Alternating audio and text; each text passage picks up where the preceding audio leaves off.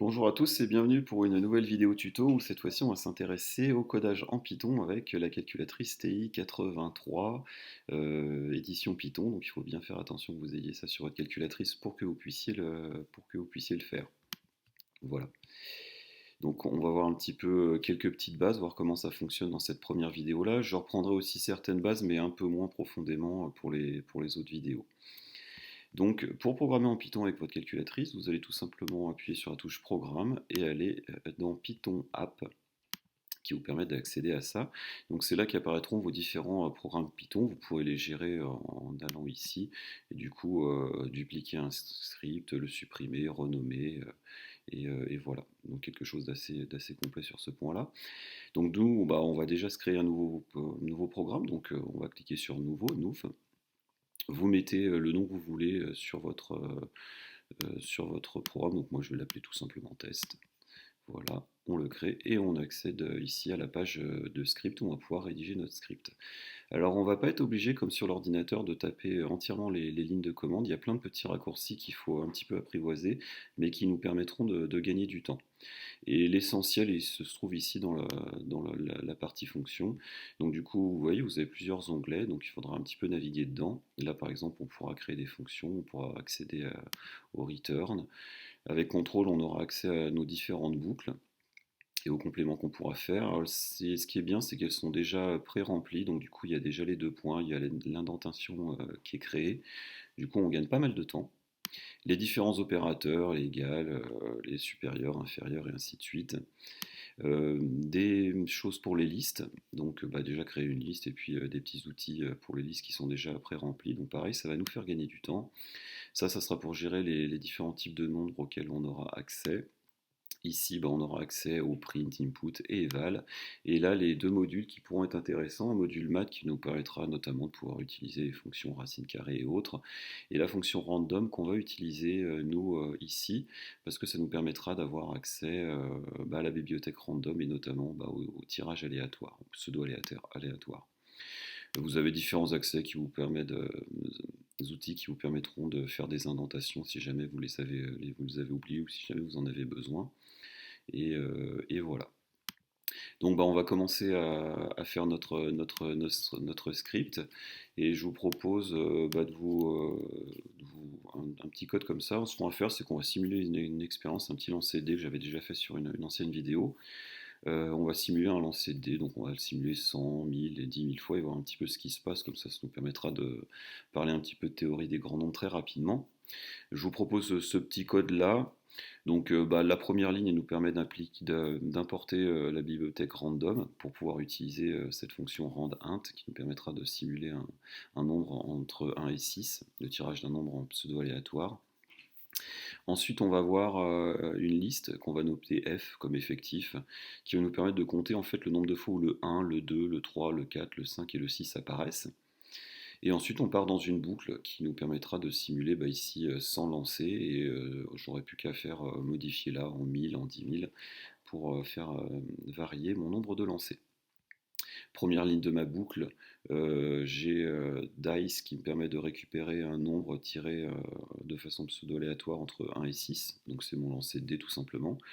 Et cette ligne-là, elle me permet de compter le nombre de fois où ce nombre-là est apparu. Donc du coup, je fais augmenter de 1 le nombre qui est apparu ici. Voilà. Et à la fin, je fais afficher mon résultat de ma liste pour pouvoir avoir accès au nombre de fois où le 1, le 2, le 3, le 4 et le 5 et le 6 sont apparus.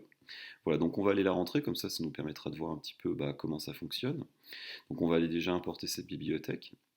Donc du coup, je vais aller dans Fonction, je vais ensuite dans Module, et dans Module, je vais dans Random, et puis je vais tout simplement demander à recopier la première ligne. Donc vous voyez qu'on a gagné du temps, parce que j'ai pas à taper tout ça, et c'est déjà bien écrit, donc du coup, là, cette ligne-là est faite. Ensuite, je vais créer cette liste-là. Donc du coup, elle s'appelle F comme effectif. Et essayez de prendre des noms pour ces variables-là assez courts, ça vous permettra de gagner un petit peu de temps quand vous écrivez votre code, si c'est possible. Au niveau des opérateurs, je choisis l'opérateur égal. Et là, je vais aller chercher dans liste la première pour créer ma liste. Liste qui est constituée de 0 pour dire au début il y a 0, 1 qui sont apparus, 0, 2, 0, 3 qui sont apparus. Hop, donc on en fait 6 des 0.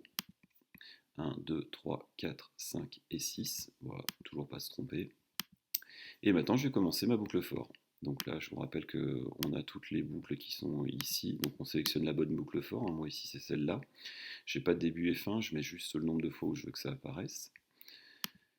Et on voit que elle est déjà bien pré-remplie. Il y a déjà l'indentation qui est prévue. Il y a les 2 points aussi. Du coup, on gagnera un petit peu de temps et d'erreurs à ne pas faire. C'est pas mal. Et ensuite, je vais créer Dice, qui va être mon lancer. Donc Dice CD en anglais, tout simplement. Voilà. Donc Dice, ici on avait dit qu'il était égal à randint. Donc je vais aller chercher dans mon module random la fonction qui m'intéresse, donc en l'occurrence celle-là. Voilà. Et je lui dis de me tirer un nombre entre 1 et 6. Voilà. Et maintenant, je vais compléter ma liste effectif et je vais lui demander dans ma liste effectif d'augmenter d'un le tirage qui a été effectué. Donc du coup, je retourne dans liste. Voilà. Et là, alors il y a une petite, il y a un petit, un petit décalage parce que dans, hop, je vais y arriver, Dice. Il y a un petit décalage parce que en fait dans les listes elles sont indexées à partir de 0, donc du coup je fais le décalage de -1 qui me permet de ratterrir sur mes pieds. Voilà, et là je dis d'augmenter de 1. Donc on voit que l'écriture est pas si fastidieuse que ça, c'est plutôt bien pensé, et du coup on perd pas trop de temps. Voilà, là l'indentation je la supprime, et je vais mettre print, qui est ici, mon effectif. Voilà, comme ça on verra correctement mon résultat. Voilà, mon code est tapé. Pour l'exécuter, rien de plus simple. On choisit exécuter, là en cliquant sur trace, juste en dessous d'exe. Et voilà, j'ai mon premier tirage qui est effectué. Donc ce qu'on remarque, c'est que par exemple, le 1 est apparu 19 fois et le 6 est apparu 13 fois. Donc on voit qu'il y a quand même une grosse variabilité, 19% de 1, 13% de 6 pour ces 100 tirages-là. Mais on sait quelque part c'est normal, il n'y a pas de raison particulière pour qu'on ait une égalité parfaite, pour que le 1, le 2, le 3, le 4, le 5, le 6 soient apparus strictement autant de fois les uns que les autres. Quand on n'a que 100 tirages, on sait que c'est pas forcément suffisant.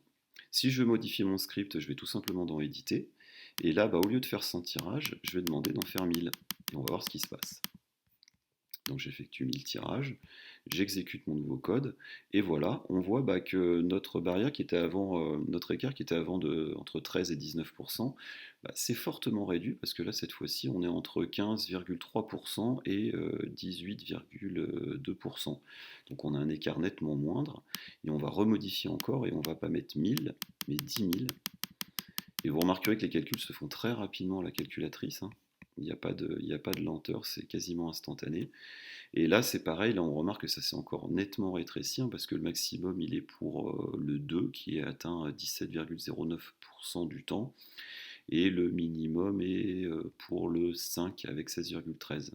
Donc on observe un peu cette fameuse loi des grands nombres qui fait que ces valeurs-là vont tendre vers ce fameux une chance sur 6, 16,67% qu'on doit atteindre, et qu'on atteint pour un nombre très très grand de lancers. Donc voilà, on retrouve nos valeurs théoriques sans trop de soucis. Voilà, je vous remercie d'avoir suivi cette vidéo-là. Je vous en ferai d'autres pour essayer de voir un petit peu d'autres fonctions intéressantes, et je vous proposerai aussi des exercices corrigés qui vous permettront de vous entraîner un petit peu à ça. Voilà, donc ne pas hésiter, quand vous avez des petits exercices sur le livre avec des scripts assez courts, allez dans votre module Python et puis allez les tester pour voir en vrai ce qui se passe. Vous avez vu que c'est pas très compliqué, c'est assez rapide, et la bibliothèque est plutôt bien pensée. Voilà. Bonne journée à vous, au revoir.